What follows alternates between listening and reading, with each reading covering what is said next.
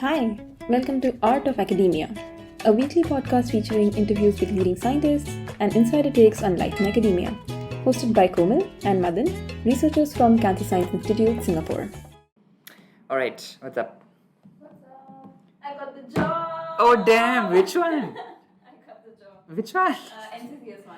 The Liren. Wife. Nice. Yeah, let's not say lead and wife one. Okay, fair. But that's the reference that we have. I mean, yesterday I was telling Vartika also, and I'm like, yeah, that lead and wife. I'm like, come on, she's a scientist. Why am I like giving this reference? That's again how and you introduced her. again? Yeah, but she's called Regina. And Regina. Daniel Tan's lab. Oh, Daniel Tan. Sounds familiar. Might be. He works a lot with Anders Cantor. Oh, damn, that's nice, bro. That guy's really cool. That guy is really nice, yeah. So I just got to know this yesterday afternoon. Nice. You were not so sure, right? Not You were really, gonna get because- it. Yeah, because as I mentioned, some of the technical interview that I gave with A-Star did not go so well. I have not heard back from them either, so not know the surprises there. And for this one, they asked to do an assignment. So they gave some data set, and then they gave the paper that it belonged to, and they asked me to do something further than what they had done. So I just took it, and it was, of course, not raw data, it was some processed data, and then I just looked at it, thought about it a little bit, read a little bit, and then did some preliminary analysis. Wait, what is assignment? What were you asked to do? So they, as I mentioned, they provided a data Oh, set. assignment in that sense. Not- Okay. I not was thinking, relational yeah, I was like, assignment. why are you doing that? Okay. Yeah. So yeah, very excited. Gonna be a competition. Sounds biologist. good. Finally, you made it happen. I'm nervous but like excited. Yeah. Let's see how things go. Sounds exciting. Good start to a new year. Yes, absolutely. Very excited. Yeah, it's like probably one of the best things you can hear. I guess. Yeah. Yeah, this Anders Kandarup guy, he does some things that I'm interested also. Like there is some, I mean, I haven't seen everything he's done, but like one promoter mutations paper, which seems like quite relevant to what I'm doing. So there is a bit of overlap. I might consider him as well when I'm looking. Okay, Yeah. so new job. New job. What else? What's up with me? Let me think. I feel like motivation now after the last conversation. we okay. had. Thank you for reminding, because I was just thinking that there should be some continuation each week, right? Yeah. And I was thinking what I tried to say. Now that you said that, I remembered.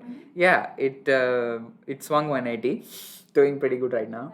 Nice. Which is partly because this time I decided to do a New Year's resolution. Normally I don't, because Yeah. I'm not very keen on them. I think I might have done when I was younger, Yeah. but I don't remember doing it in the longest time. But for whatever reason, I thought I'll try, and I did. So I think that probably helped a lot. What is it? Yeah, The so word no. yeah, it can know. I'm not one of those secret keepers, but it's also pretty weird. So I didn't want to do something. So I get, I don't know how you approach New Year's resolution, but it seems like there's two camps of people. One who have like a very specific goal to attain. It's like I'm going to do this, Yeah. and then I don't know if there's like a deadline. Probably there's a deadline. Yeah. And then the the other group is sort of like, oh, I have these 3-4 things that I want to improve on, or something like that, right?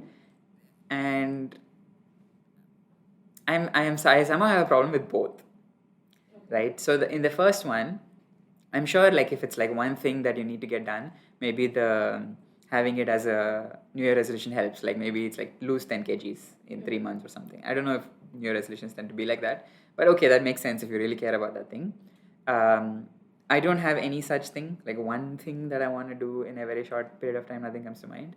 And the second one, which I do feel like there are lots of things I want to do more of, but this is something I'm like always thinking about. Like it's always on my head. Things Yeah. like I should work out more, I should Yeah. read more, I should Yeah. meditate more.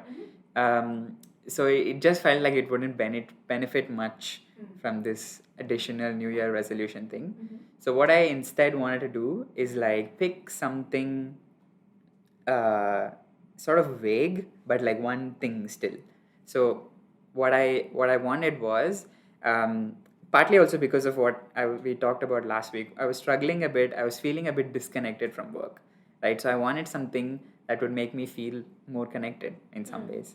So and this is related to the topic we're going to talk about. Like he covers this slightly, but the idea was you basically come up with an archetype So archetype, it could be anything. It could be like a character, it could be a scenario.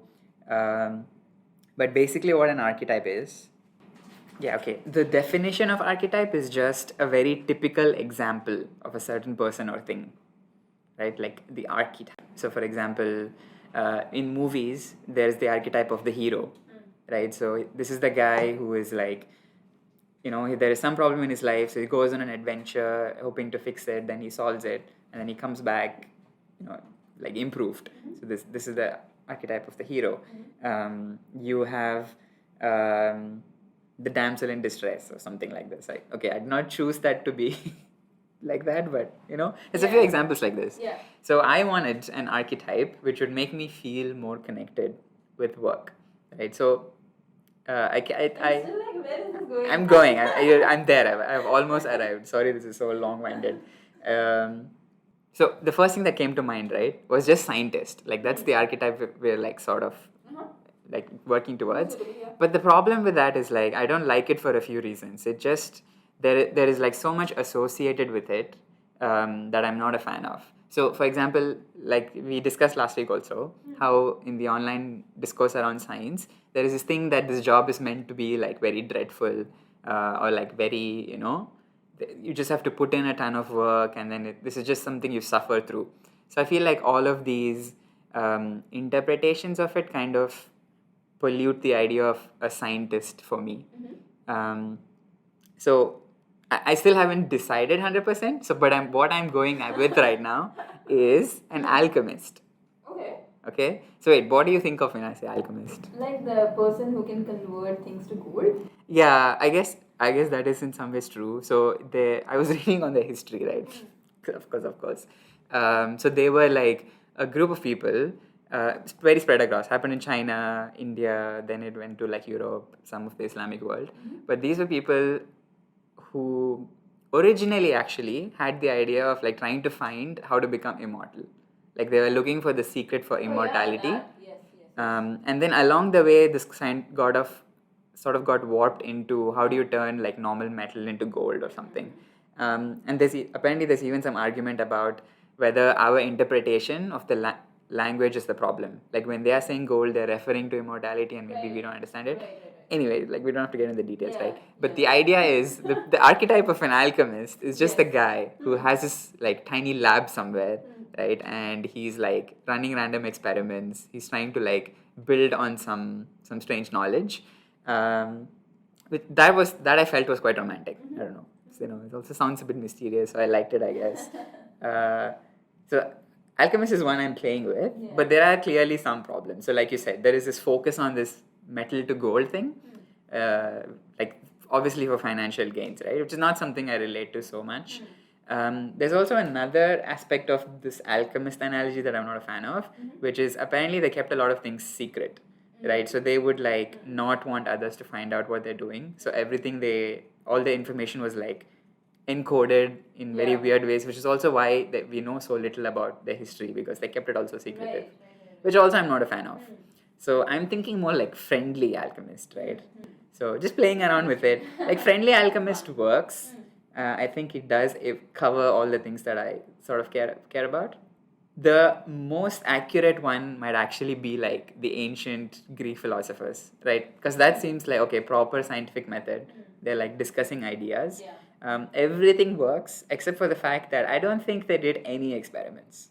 Anyway, long, very, very long rant just to say that I picked, like, I'm trying to pick, have that idea of that. And I like that though, this is quite interesting. Yeah, and the resolution is just to like be more like that. Resolution involved. I completely forgot that. Yes, the resolution is to be more like that in everyday life, right? And that's the vague part, but I do want something I can track so that I know if I'm actually making progress or not. So I will figure this out, but my idea is I will just roughly track the number of hours I spend in a day doing things which I consider that archetype person would do. That being said, I think today's topic is very related, so I think it does segue quite nicely into it. Okay, so I basically found this article by this guy called River Kenna.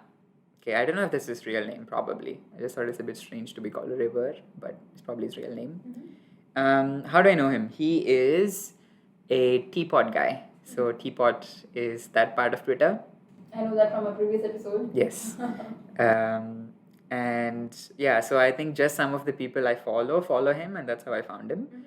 And like very brief introduction, I haven't been following his work that much actually, but what I know of him is he used to be this guy, some Caucasian guy who I think was struggling with some pretty bad depression and that kind of the usual mental illness kind of stuff. I don't know if anything diagnosed, but definitely very like sad and not doing very great with life.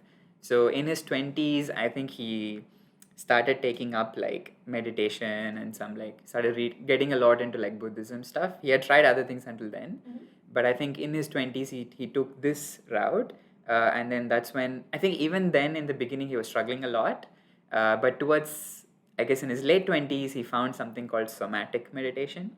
What's that? Yeah, so this one, I personally haven't done it. I only know what he has written about it.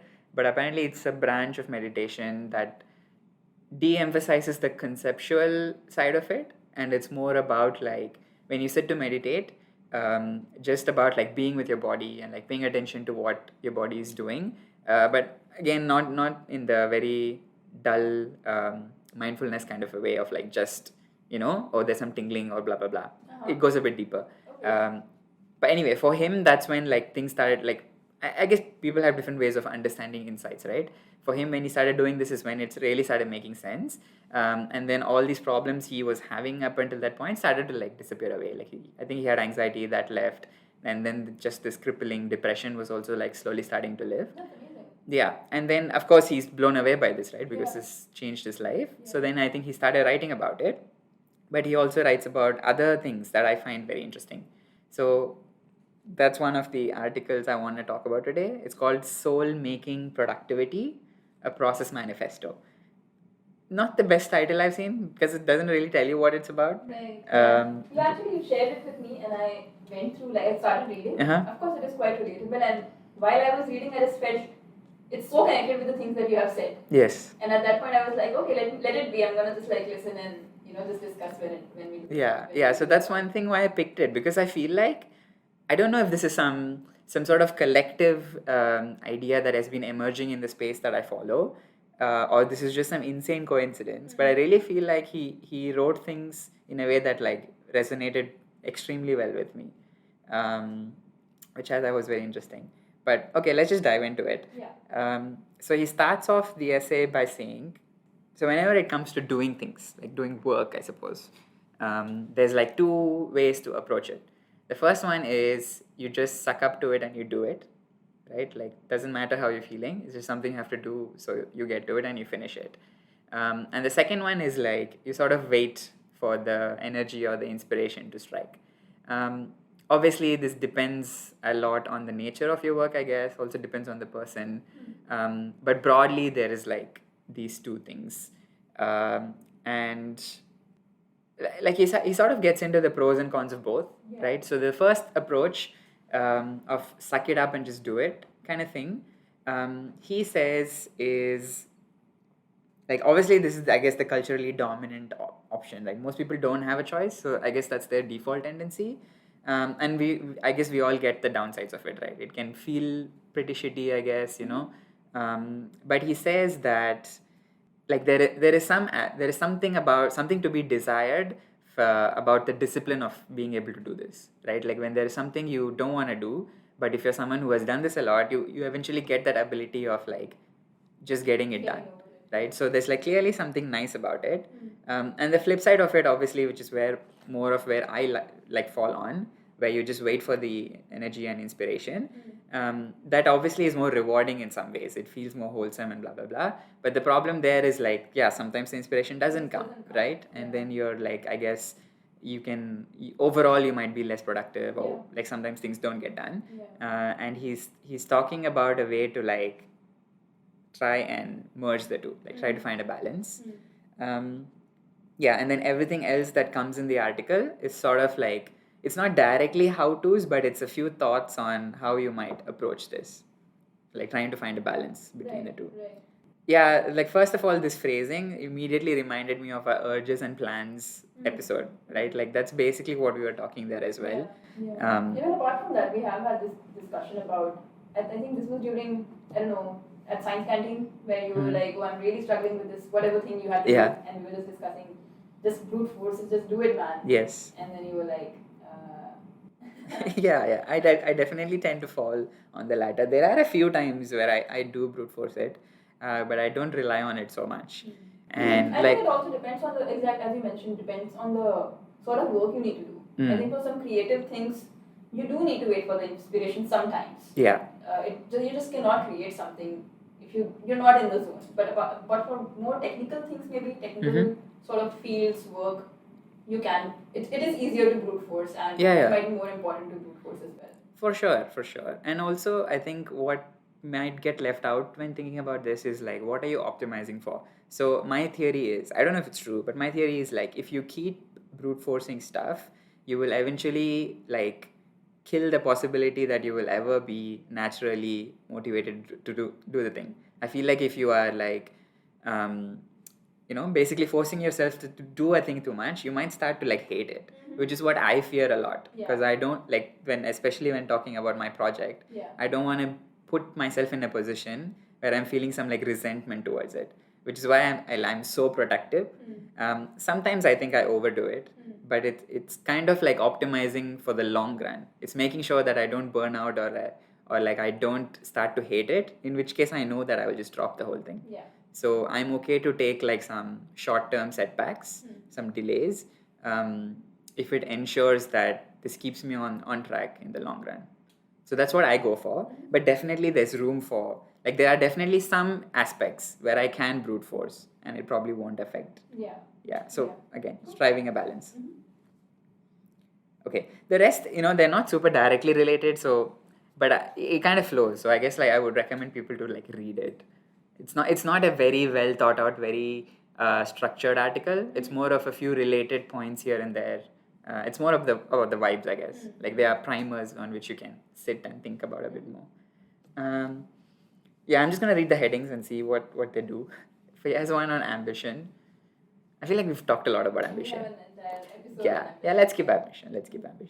Okay, this is the cool one he then talks about is fuel sources, right? So fuel sources for your productivity, and he splits them into two kinds, which might be slightly unfair, but basically he says sometimes there are good and bad fuel sources. So bad fuel sources might represent things like a fear of failing, like you have an exam, you're worried that you're going to fail, which is why you study, right? And this can be very salient. Sometimes you procrastinate so long until that fear kicks in, and that's what gets you started, right? So here the fuel for your work is fear.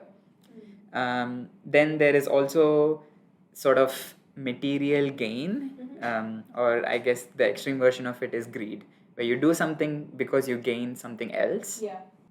A bit contentious because of course we work for money. I guess sometimes people don't even have the luxury to like their jobs, right? Like they're forced to do something they hate because they need to get money. But I guess times when you do have luxury, then it applies.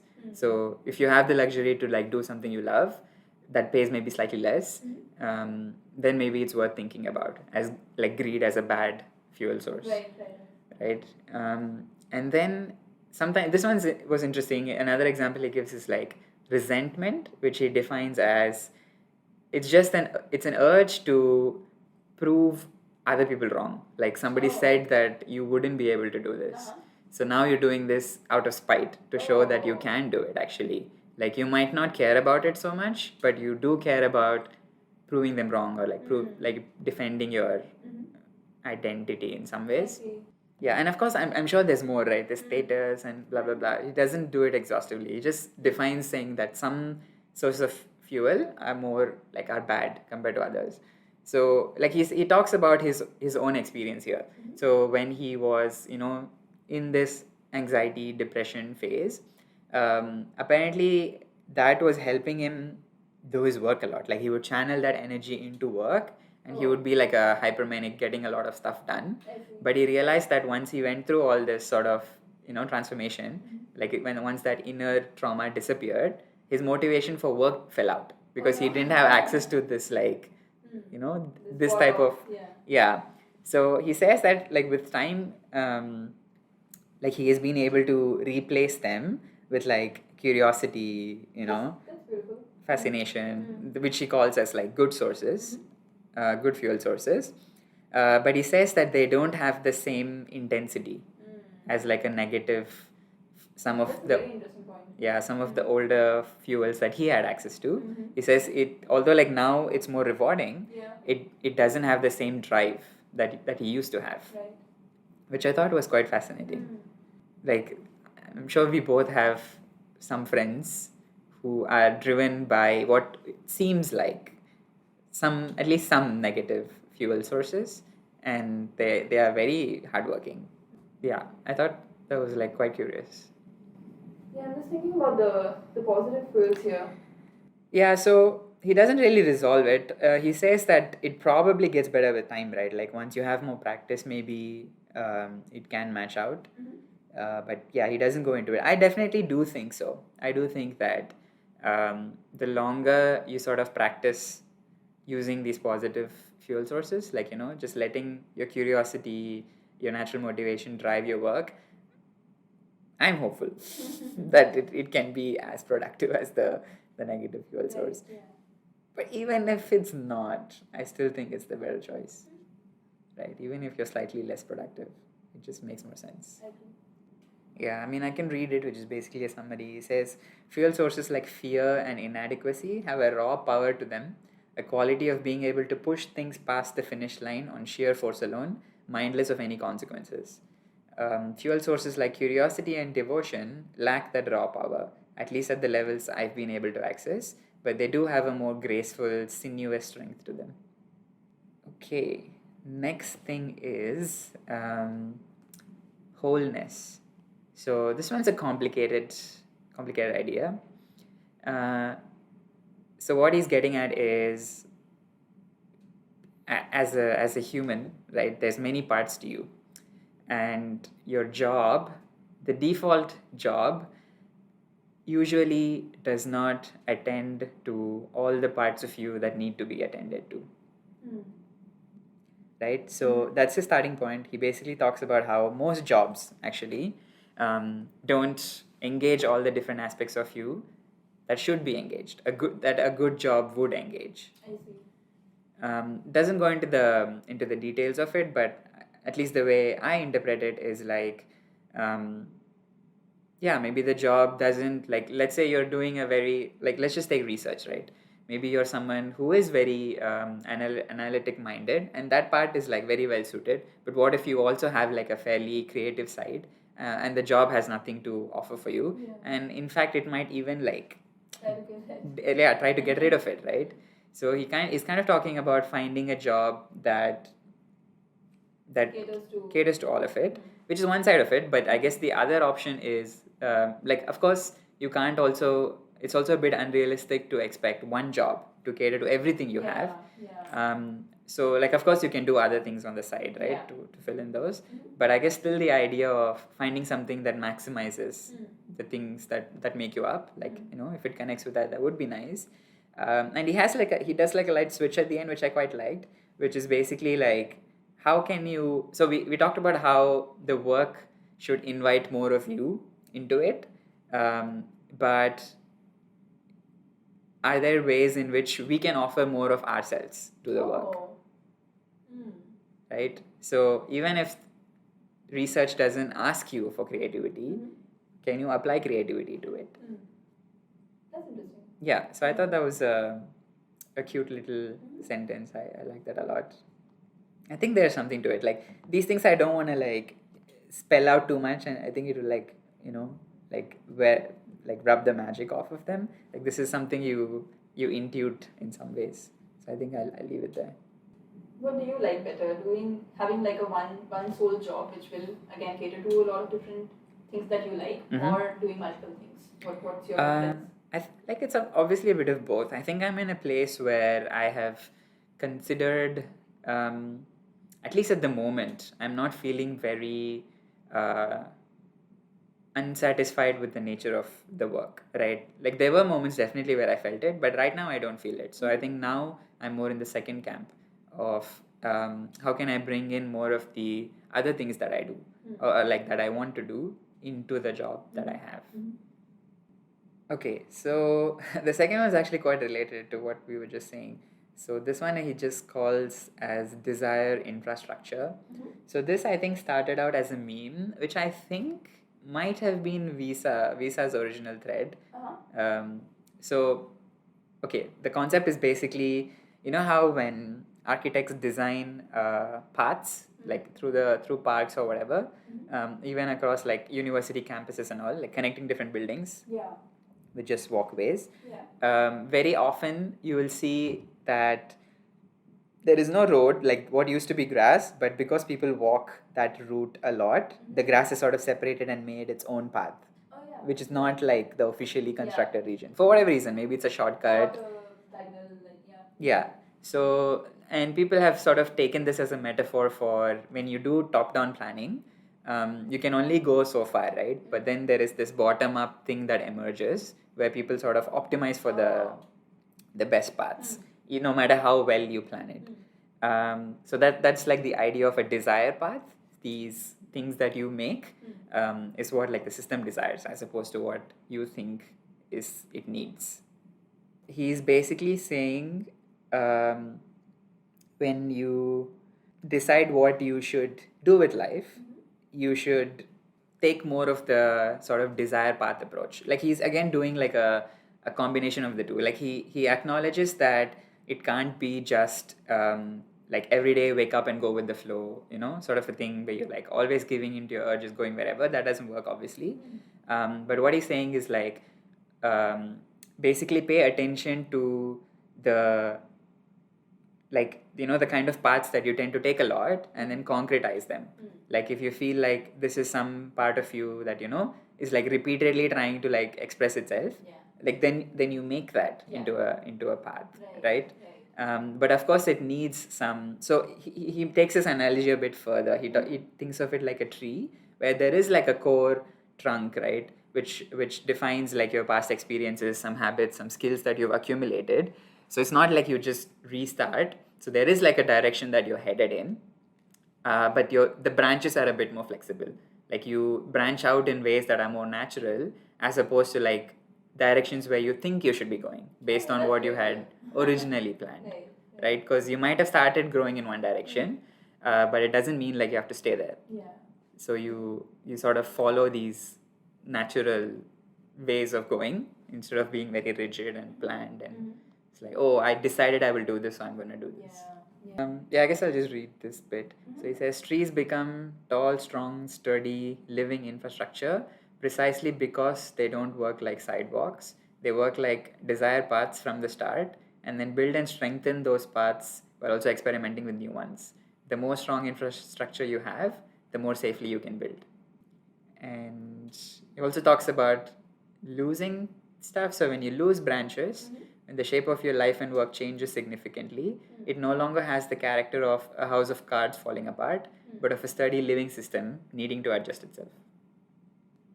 Okay, then the next one is, why are you doing it? This one is also interesting. This one doesn't have so much of a conclusive aspect to it, which is, so that he basically says that everything that you do, every task that you do, there's a reason for it. And sometimes I guess the reasoning is simple and straightforward, like you're hungry, you eat something. But sometimes it can be very, very complicated. There's many steps involved. So one example he gives, like, so sometimes, like, when people ask, why do you work so hard? Some people's reason is like, I want money and this gets me money, right? But he says that if you dig a bit deeper, it might be that I want my family to be secure, which makes money, which is why I do this, right? But it could also be like, if you go further, it could be that I want to feel safe, which means my family having money, which is why I'm doing this. So he's basically saying that sometimes there's many reasons for something you do and you might not even like realize it. And the problem with this is that then if you lose track of the core reason that you're doing, you might actually be making things worse because you think it's something else, right? It's not the underlying reason that you're doing this for. Like you're compelled to do something, but you think it's for some other reason, right? So then he talks about basically trying to be more perceptive to these deeper causes, which again is hard to do. But I think he comes a bit from this somatic resonance kind of a thing, which is a bit hard to explain. It's very subjective. Yeah, but I think it's still probably worth to give it some thought at least once in a while of like why you're doing something. I guess especially if it's a big thing that might have some negative consequences on your life. And the flip side of it also, like there's again a nice flip here, is that sometimes like he talks about filling tax forms, right? This can feel like a very mundane, boring thing to do, but if you think about why you're doing it, it is in some ways to like provide for your family, like who are people who you love and care. So like just acknowledging that reason might give you access to like some motivation that you might not have access to otherwise.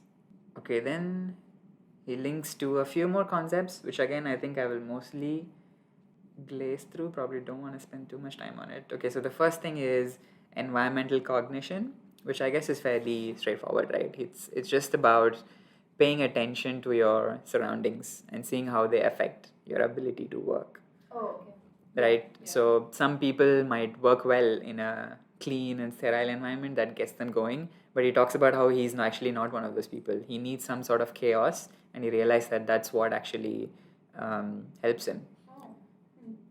He goes into a few, like he talks about this sense of a shrine. So a shrine is just like some physical object that reminds you of why you're doing something.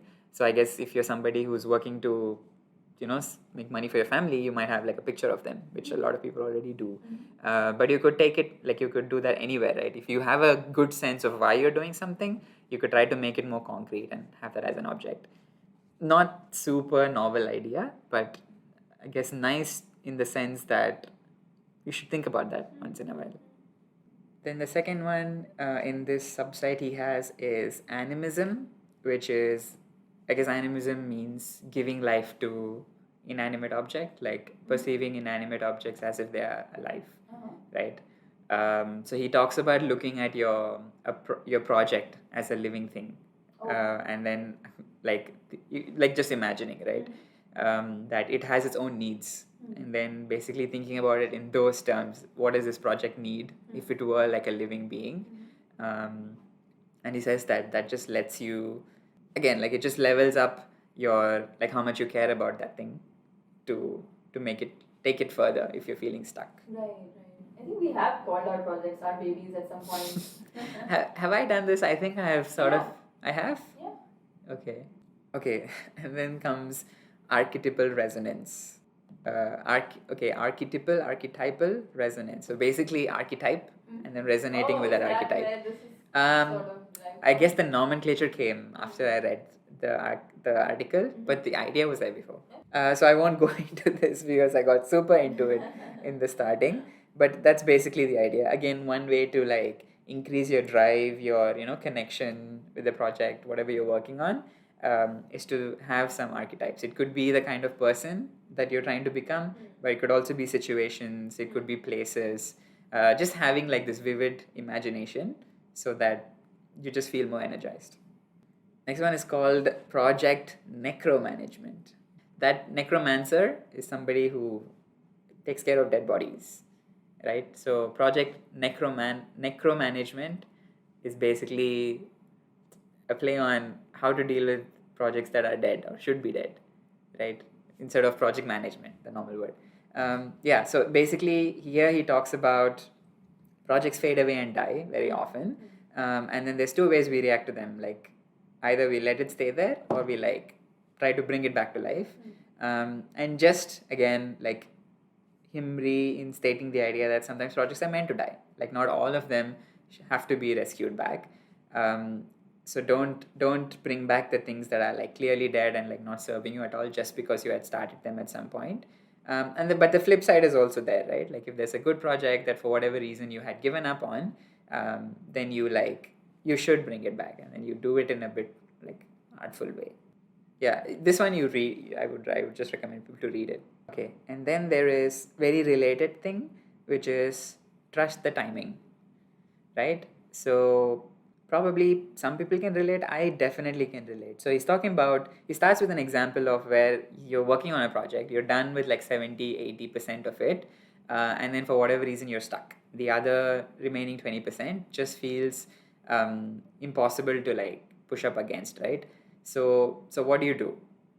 I guess you could get frustrated about it and like try to fix it, but sometimes it's nicer to just let it sit, which is something I relate to. I mean, of course, not all projects are. You can't do that with everything. Sometimes there are deadlines, and then you don't have a choice. But especially with creative projects, I am super happy to like jump between them. There are things I have written to probably 99%, and there's 1% that I haven't done, but it's just I haven't fixed it. I think I even talked about this once. Like there was this one article that I was writing, mostly done, like really 99% done. But every time I would go through it, something about it was not like speaking to me, and it felt like it was missing something.